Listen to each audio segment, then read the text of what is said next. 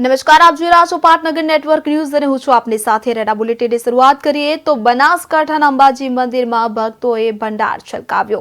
મંદિરમાં દિવાળીથી અત્યાર સુધી ₹1.65 કરોડની આવક નોંધાઈ છે તો દિવાળીથી અત્યાર સુધીમાં આવેલ દાનની ત્રીજી વાર ગણતરી। સોના ચાંદી તથા રકમનું શ્રદ્ધાળુઓએ ઉદાર દિલે દાન આપ્યું છે તો આપને જણાવી દઈએ કે દાનની સીસીટીવી હેઠળ 70થી વધુ લોકો ગણતરી કરી રહ્યા છે તો બનાસકાંઠાના યાત્રાધામ અંબાજી મંદિર ભક્તોએ ભંડાર છલકાવ્યો છે।